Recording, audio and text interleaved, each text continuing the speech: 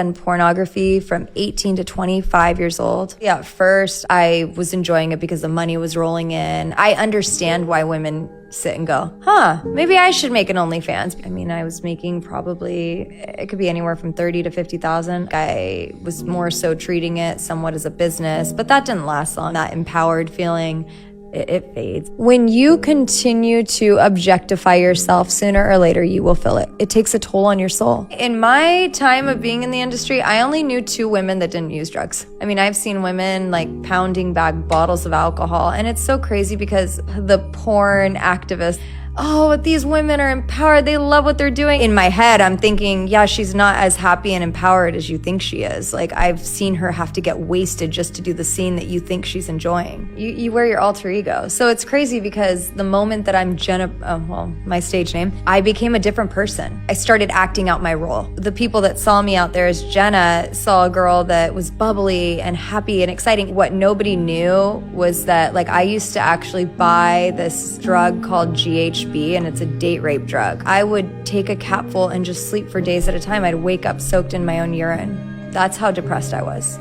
I hated my life. I actually have a journal entry. I journaled a lot when I was in porn. I still do to this day. And I wrote, Jesus, Buddha, God, whichever one of you is real, save me. Show me a sign. Let me know that everything is going to be all right. I always knew that God existed, but I didn't know exactly what that meant. Which one is it? Is it Buddha? Is it Jesus? Which one? And Jesus came to God in the form of Jesus. And I felt like God was telling me, Brittany, I love you so much, and this is not the life that I... So, यहाँ पे हम simple इसको psychology के point of view देखते हैं. Here is a person जो I think in the beginning of 19-20, तुम कह सकते हो तुम्हारे टीनेज ईयर्स में, जहाँ पे तुम्हारी क्रिटिकल थिंकिंग स्किल्स लोवेस्ट होते हैं लाइफ के, decision making abilities, impulsivity high होती है, और also I think social influence strongest होता है. तुमको कोई भी इंसान किसी भी झांसे में तुम्हें ईजिली मैनिपुलेट कर सकता है, ल्योर कर सकता है, कोर्स कर सकता है. And decision making abilities obviously इस एज में तुम्हारे पास एक्चुअल में एक्सपीरियंस नहीं है ऑफ व्हाट इट फील्स. ये जो अभी बोल रही है, in a sense it also is कि now she has the experience. जब हमारे पास चीज़ों का कोई फ्रेमवर्क नहीं होता तो हम मेनली फैंटेसी और बायस के अकॉर्डिंग ही एक्ट करते हैं. हमारे को जो भी कुकर्म करना है, जो भी गलत काम भी करना है, जो भी चीज हमें पता है शायद रिस्की है, हम उसके जानबूझ के प्रोस पे फोकस करेंगे या हम प्रोस क्रिएट कर लेंगे. एक्टिव फैंटेसी बिल्डिंग में हम एक्ट करते हैं. फिर दूसरी बात आती है, इस लड़की ने जो बात करी, वही लोग जो फिर पॉर्न वॉर्न इन सब चीजों को सपोर्ट करते हैं, इन्हें पता भी नहीं है क्या सपोर्ट कर रहे हैं. कई बार लोग चीजों को जस्टिफाई करते हैं क्योंकि वो एक्चुअल में उस चीज को जस्टिफाई नहीं कर रहे, बट वो एक आइडियोलॉजी के सबसेट को जस्टिफाई कर रहे हैं. अगर मैं प्रोग्रेसिव हूं, मेरी आइडियोलॉजी कहती है मुझे हर चीज को लेके एक्सेप्टिंग होना है, तो ये सबसेट को लेके अब मैं किसी भी चीज को जस्टिफाई करना चाहूंगा without really taking that thing out and उसको as an individual entity analyse करने का कि यार इसके एलिमेंट्स क्या हैं, कितना हार्म कॉजिंग एलिमेंट्स इसके अंदर, लॉन्ग टर्म कॉन्सिक्वेंसेस क्या है इस चीज के अंदर, प्रेजेंट बेनिफिट्स क्या है इस चीज के अंदर जो प्रोज हो गए, एंड उसके हिसाब से मैं देखूंगा मेंटल हेल्थ के लोगों के हिसाब से एक्सप्लॉयटेशन कितना है, इसके हिसाब से क्या ट्रैफिकिंग है इस चीज के अंदर, इसके हिसाब से. वो कोई नहीं कर रहा. हम पता नहीं क्यों अज्यूम कर लेते हैं जो भी लोग ये चीजें कर रहे हैं, they have somehow full autonomy and they are there for their best interest. हम ये अज्यूम करके चल रहे हैं दैट दे आर एम्पावर्ड, वो कर रहे हैं, उनको खुशी है. एंड उसके पीछे एक और हो सकता है बहुत बड़ी फैलेसी यह हो, क्योंकि हम जो अपना आइडिया बिल्ड कर रहे हैं वो है ही इन फिल्म्स को देख के. हम एक्चुअल में of camera may be anonymously इनसे मिलके, ऐसे रिसर्चर हो गया, रिसर्चर जो इंटरव्यू करेगा वो अनोनिमिटी में करेगा, वो इंटरव्यू कहीं पब्लिश नहीं हो रहा, तो रिसर्चर क्या करेगा, आपको भैया कहेगा भैया मुझे तो अपने रिसर्च के लिए चाहिए, ठीक है, डेटा. वहां पे इंसान एक्चुअल में हो सकता है क्योंकि उसको पता है मुझे किसी तरह का परफॉर्मेंस पुट नहीं करना, मैं जो इमेज ऑलरेडी बाहर रख के बैठा हूं, जिस इमेज से मुझे पैसे मिलते हैं, मुझे अभी वो इमेज मेंटेन नहीं कर रही, मैं एक्चुअल में एज अ पर्सन जो डीप इनसाइड मैं हूं, मैं उसके बारे में बात कर सकता हूं. एंड द थिंग इज, ये जब हमने किया ही नहीं होता, हम नहीं जानते.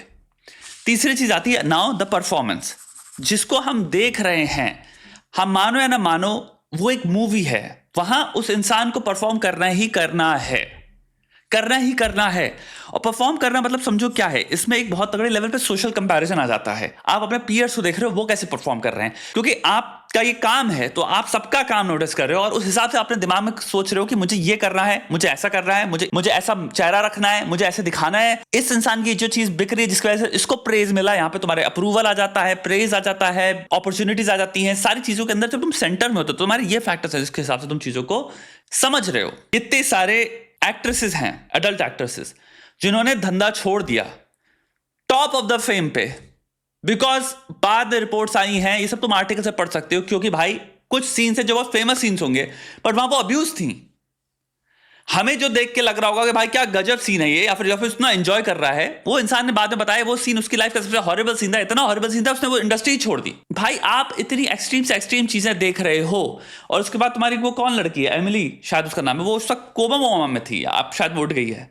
यानी कि भाई एक भयंकर लेवल पे ड्रग यूज चल रहा है। यानी कि हो सकता है सीन्स में आप जितने लोगों को देख रहे हो जो बहुत ही एक्साइटेड और यूफोरिक हैं, मे बी वो सब्सटेंसेस में हैं, कोई सब्सटेंस ले रखा है, किसी ने पिल्स ले रखी हैं, कोकेन ले रखी है, कुछ भी ले रखी है, और इसलिए उस मोमेंट में आपको जो दिख रहा है कि extra energy, extra excitement, extra euphoric, वो सब। मुझे एक सिंपल सी बात जीवन में बताना, किसको ऐसे जानवर की तरह संभोग पसंद है? देखने में अच्छा लग रहा होगा हो सकता है आपको, क्योंकि सेक्सुअल प्ले को देख रहे हो, तो उसको एक्सट्रीम फॉर्म में देखने में कुछ जा नहीं रहा ना। बहुत बड़ा एक डिस्टेंस है एक्टिव फैंटेसी में, और ये जिसके साथ होता है उसके साथ कैसा हो रहा है, उसको कितना मजा आ रहा है, और कितना एक्चुअल में उसके कठोर है, कितनी उसको चीजें अनप्लेजेंट हैं, ये हमें कभी पता ही नहीं चलने वाला, to be very honest. Active fantasy play में क्या होता है, जब हम देख रहे होते हैं सब चीजें और अपने दिमाग में हम अलाउ कर रहे होते हैं, उस मोमेंट में एक्सट्रीम से एक्सट्रीम चीज हम उसको स्टिमुलाई की तरह देख रहे हैं, सिंपल प्लेजर के।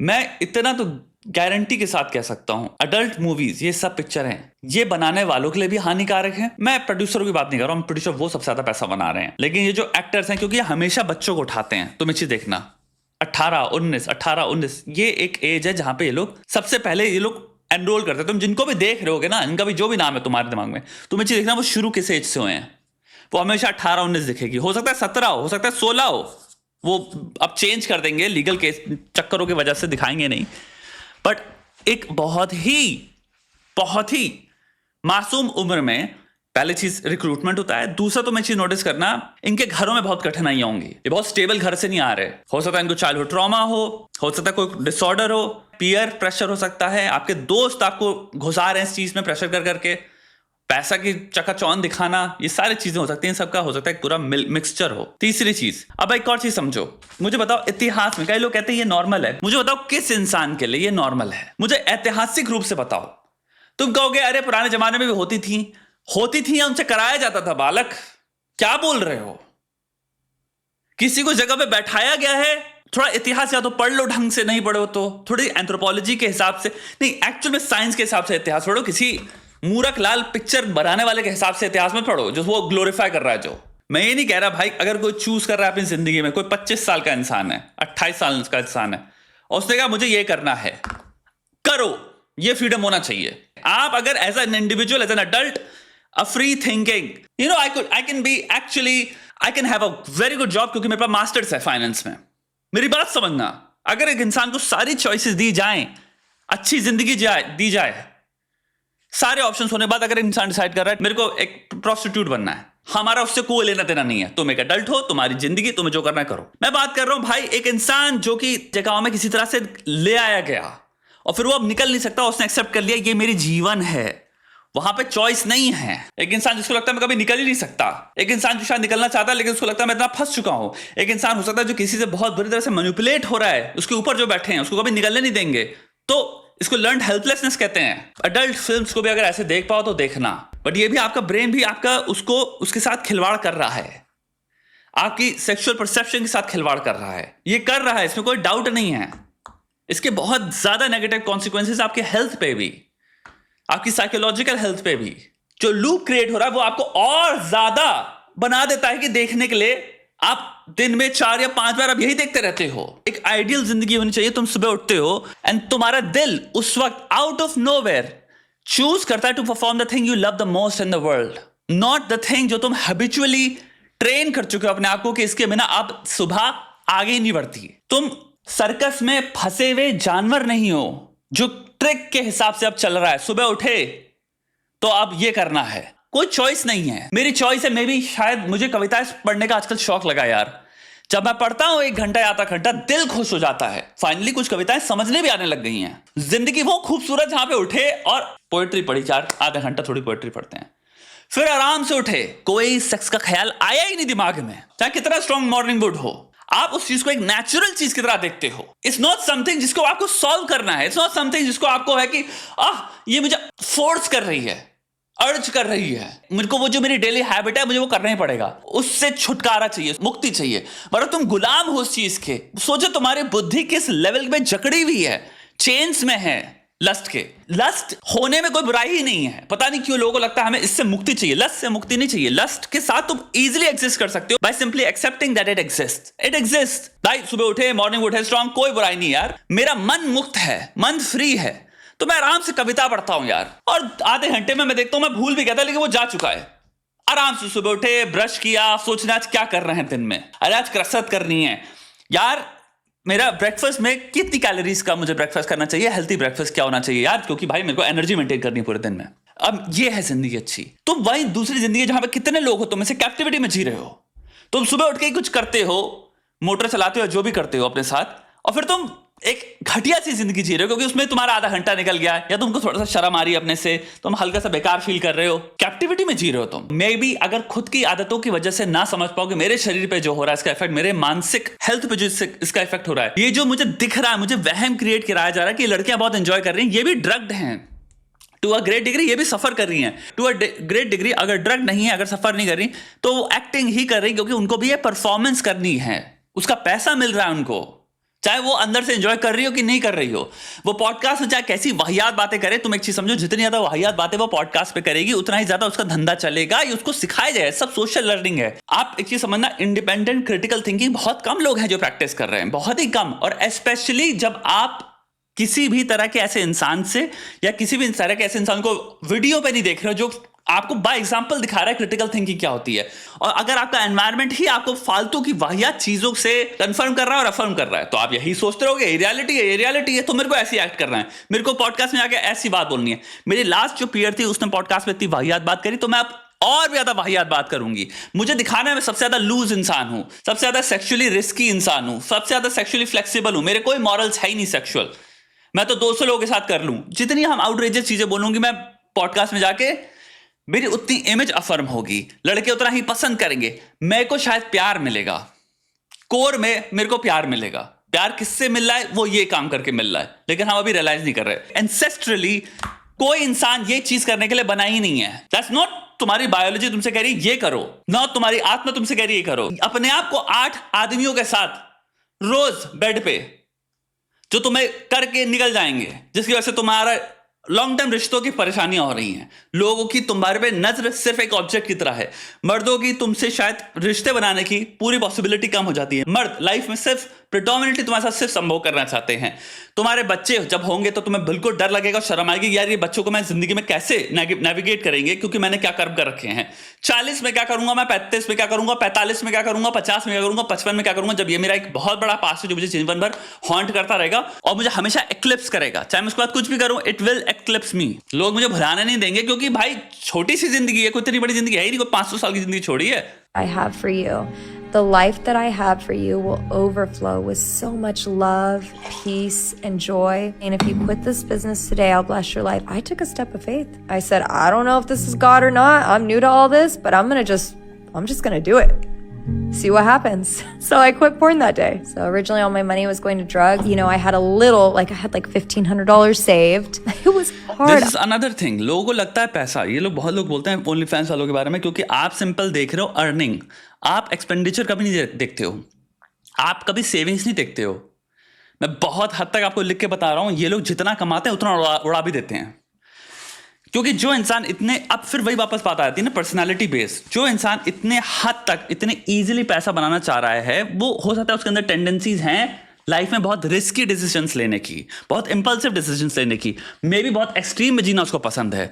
तो वो क्या कर रहा है, अगर लेट्स से 100,000 यानी 1 करोड़ उसके अकाउंट में है, तो उसने सिंपल 80 लाख की कार खरीद ली तुरंत। उसने सटाक से अपने को बहुत बड़ा सा अपार्टमेंट ले डाला जिसकी कीमत है 10 करोड़। अब वो डेट में आ चुका है, तो वो उसकी वो दे रहा है। तो ये लोग ऐसी चीजें भी करते हैं कि तुरंत अब क्या करेंगे, हमसे प्राडा खरीदेंगे, प्राडा का सिंपल बैग 5 लाख का है।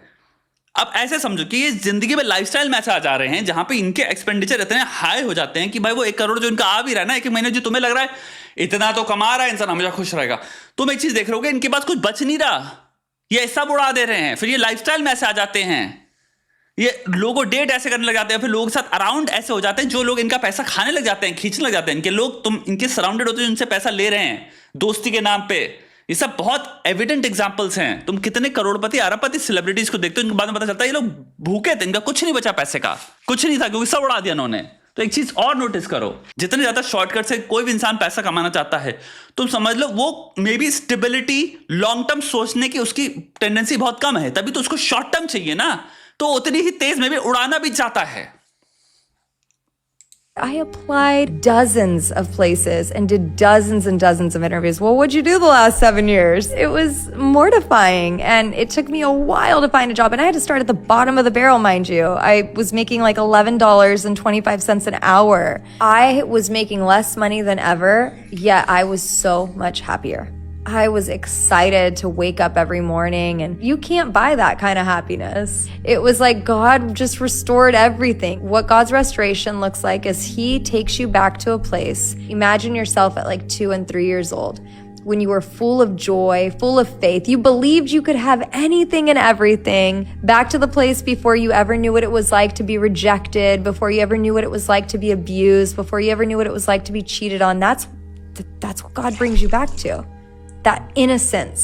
I still, to this day, I left porn 12 years ago. I have people offer me money to escort, but it's so empowering that no dollar amount could buy me. And I've had some pretty big offers, $250,000 to go to the Bahamas and take photos. It wasn't even for sex. And it was like, nude photos. But no, I'm not for sale.